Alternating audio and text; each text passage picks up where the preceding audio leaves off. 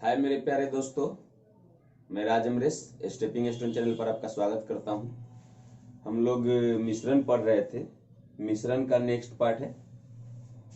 तो कल मैं बतलाया था कि मिश्रण में पहला भाग इधर, दूसरा मान, पहला मान इधर, दूसरा मान इधर। कुल का जो औसत होता है वो बीच में लिखा जाता है। बतलाया था मैंने कि पहला मान इधर, दूसरा मान, बीच में कुल का औसत अर्थात औसत मान, और इस तरह से घटाते हैं। ई दोनों में जो ज्यादा होता है उसमें से कम वाला को घटा कर यहाँ लिखते हैं। ई दोनों में जो ज्यादा होता है उसमें से कम वाला को घटा कर यहाँ लिखते हैं। ई दोनों में से घटा कर लिखेंगे यहाँ, लेकिन जो यहाँ लिखेंगे मान होगा इसका। ई दोनों में से घटा कर यहाँ जरूर लिखेंगे ना, लेकिन जो मान होगा सो इसका होगा। कल बताया था, पिछली क्लास में बतलाया था। कल मीन्स पिछली क्लास, है ना। तो प्रश्न है कि 10 रुपए 60 पैसे प्रति केजी की कितनी चीनी 6 रुपए 40 पैसे प्रति केजी की 48 केजी चीनी में, दूसरे की मात्रा दे दी 48 केजी और पहले की मात्रा पूछ रहा है कि कितनी चीनी में। ठीक है, इस बात को ध्यान रखना है कि 10 रुपए 60 पैसे प्रति केजी की कितनी चीनी, अर्थात इसकी मात्रा पूछ रहा है, और 6 रुपए 40 पैसे प्रति केजी की 48 केजी चीनी में, अर्थात दूसरा की मात्रा दे चुका है। मिलाए जाए कि मिश्रण को 11 रुपए प्रति केजी बेचने पर, ध्यान दीजिएगा बात को, 11 रुपए प्रति केजी बेचने पर, अर्थात यह विक्रय मूल्य दे दिया ना। ई विक्रय मूल्य दे ले है, लाभ प्रतिशत दे ले है, ई क्रय मूल्य दे ले है, ई क्रय मूल्य दे ले है। तो पिछला वीडियो में हम लोग देखे हैं कि अगर ई क्रय मूल्य है, ई क्रय मूल्य है, तो ई भी क्रय मूल्य होना चाहिए। तो पहला काम होगा हम लोग का इसका औसत क्रय मूल्य निकालना। तो औसत क्रय मूल्य निकालेंगे तो कह रहा है 11 रुपए प्रति केजी बेचने पर 25% लाभ होता है। 25% लाभ का फ्रैक्शन 125/100। जब 25% लाभ का फ्रैक्शन 125/100, 11 रुपए बेचे हैं, हमें लाभ हुआ है, तो खरीद के लाए होंगे कम में। तो क्रय मूल्य निकालना है तो 100 को ऊपर रख देंगे, 125 को नीचे, 25 पचे 25 चौका 11 चौक 44/5 आ गया, यानी 8.8 आ गया। ठीक है, 44 में 5 से भाग देंगे तो 5 अठे 40, तो 4 बचेगा, तो दशमलव देंगे तो 4 पर 0 40, तो फिर 5 अठे 40, तो 8.80। बाद में जीरो दे सकते हैं। तो आपका पहला मान दिए हुए है 10.60, दूसरा मान है 6.40, औसत मान आया 8.80, घटा लीजिए तो ये हो जाएगा 60 और 80, 140 और 100, 240, 2.40, इतना ही आएगा ना। 80 में से 40 गया 40, 8 में से 6 गया 2। ठीक है, ये हो जाएगा 20 और 60, 80 और 1.80 ना। 0 में 0 गया 0, 10 और 16 में से 8 गया 8, 9 में से 8 गया 1.80। यही दोनों का रेशियो होगा, पहला का और दूसरा का रेशियो यही होगा। निकाल लीजिए, दशमलव से दशमलव कट गया, 0 से 0 कट गया, 6 चौक 24, 36 18 कट गया, यानी आ गया कितना, 4:3। ध्यान दीजिएगा बात पर। पहला मान यहाँ लिखे, दूसरा मान यहाँ लिखे। 11 रुपए विक्रय मूल्य दे लेता तो हम पहले औसत क्रय मूल्य निकाले। तो 11 रुपए बेचने से लाभ हुआ है, मतलब खरीद के लाए होंगे कम में। 25% लाभ का फ्रैक्शन 125/100, कम में खरीद के लाए होंगे तो 100 को ऊपर रखे, 125 को नीचे रखे, काट दिए, 8.80 आ गया। औसत मूल्य 8.80 आ गया, औसत क्रय मूल्य। ई क्रय मूल्य, ई क्रय मूल्य, तो ई क्रय मूल्य। अभी दोनों में से घटा कर यहाँ लिखे, दोनों में से घटा कर यहाँ लिखे। ये जो मान आया इसका आया, ये जो मान आया इसका आया। अब 4 का मान दिले है कि 3 का मान दिले है, 6.40 रुपए प्रति केजी 48 केजी चीनी में, अर्थात दूसरा का मान दिले 6.40 का, उसका मान 3 है। तो 3 के मान दिले हैं 48 केजी, तो 3 यूनिट का मान 48, तो 1 यूनिट का मान 16। तो इसका पूछ रहा है, कह रहा है कि 10 रुपए 60 पैसे प्रति केजी की कितनी चीनी, अर्थात इसका मात्रा पूछ रहा है।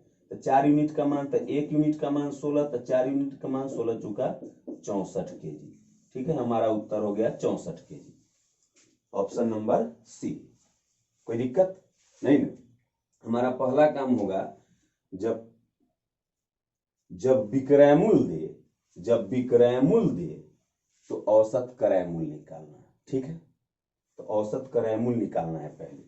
इसमें आइए, इसमें देखते हैं 14 रुपए प्रति लीटर के 69 लीटर दूध में, तो दूसरा की मात्रा दे दिया है, दूध की मात्रा दे दिया है, 69 लीटर दूध है, लेकिन दूध कैसे लीटर है, 14 रुपए लीटर है। 69 लीटर दूध में कितनी पानी मिलाई जाए, पानी की मात्रा पूछ रहा है कि कितना मिलाए, 69 लीटर दूध है, कि मिश्रण को 13 रुपए 80 पैसे प्रति लीटर बेचने से 20% का लाभ। मिश्रण को बेचा है 13 रुपए 80 पैसा, तब 20% लाभ हुआ है, तब पहला काम होगा हम लोग का औसत क्रय मूल्य निकालना।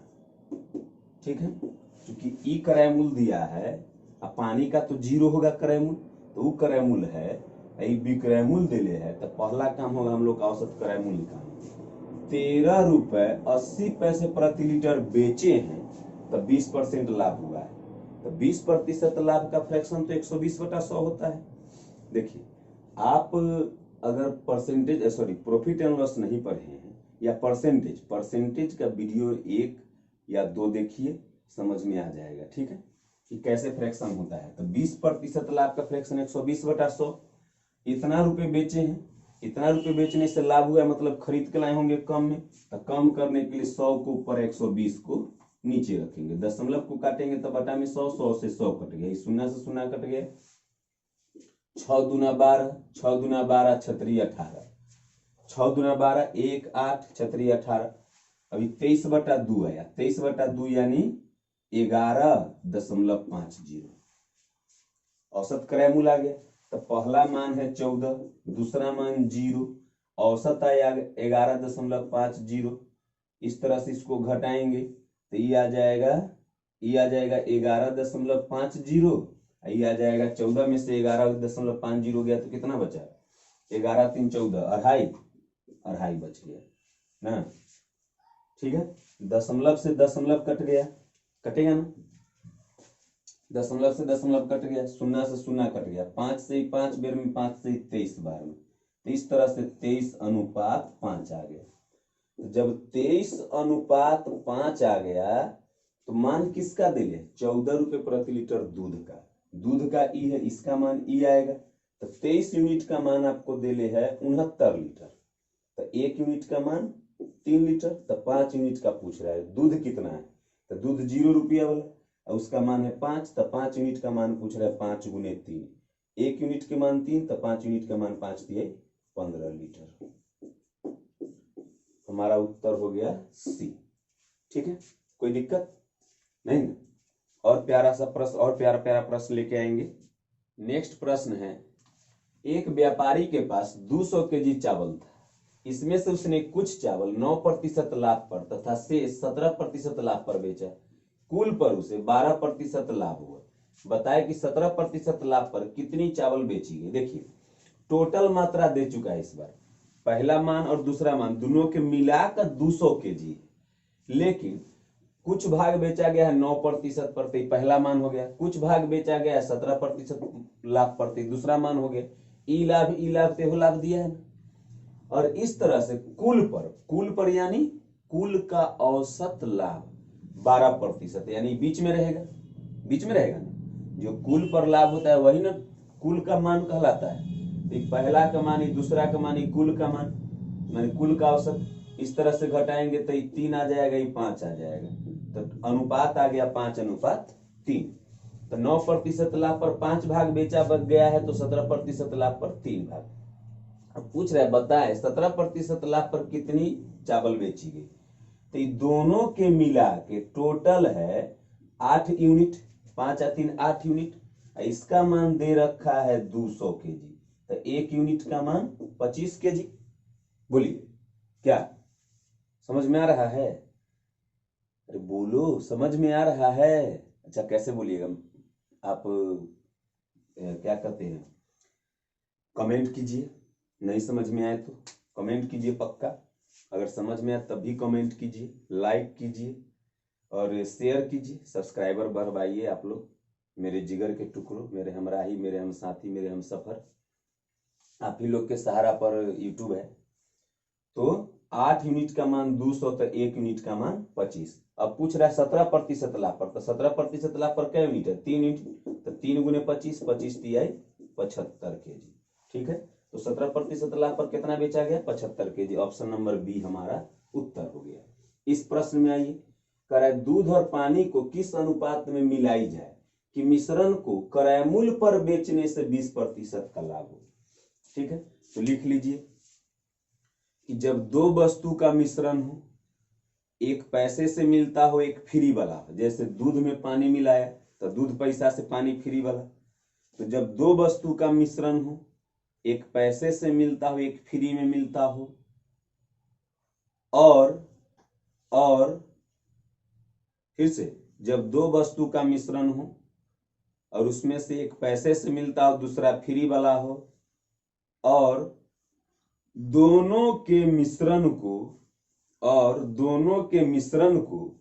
क्रय मूल्य पर बेचा जाए, दोनों के मिश्रण को क्रय मूल्य पर बेचा जाए, यदि लाभ X% हो, तो मूल्यवान वस्तु बटा फ्री वाला वस्तु का अनुपात होगा 100/X। ठीक है, फिर से बोल देता हूं कि जब दो वस्तु का मिश्रण हो, जिसमें से एक पैसे से मिलता हो, दूसरा फ्री में हो, और दोनों के मिश्रण को क्रय मूल्य पर बेचा जाए, यदि लाभ X% हो, तो मूल्यवान वस्तु और फ्री वाला वस्तु का मूल्य हो जाएगा 100/X। ठीक है, तो आपका 100 है, X का मान 20 है, तो 20 रख दीजिए, 20, 25, 100, यानी 5/1, यानी 5:1 के अनुपात में मिलाना पड़ेगा। दूध और पानी को किस अनुपात में मिलाएंगे कि क्रय मूल्य पर बेचने से 20% का लाभ होगा? तो 5:1। तो हमारा आंसर हो गया 5:1। ठीक है, समझ में आ गई बात कि जब दो वस्तु का मिश्रण हो, जिसमें से एक पैसे से मिलता हो, दूसरा फ्री वाला हो, और मिश्रण को जब क्रय मूल्य पर बेचा जाए तो लाभ X% हो, X% हो, तो मूल्यवान वस्तु बटा फ्री वाला वस्तु का अनुपात होगा 100/X। 100 मूल्यवान का, X का मान 20 है, तब 20, 20, 25, 100, तब 5:1। बटा में कुछ नहीं बचा, मतलब 1 बचा, यानी 5:1 हमारा उत्तर आ गया, 5:1 C। ठीक है, आज के लिए इतना ही रहने देते हैं। नमस्कार, भारत माता की जय, जय हिंद।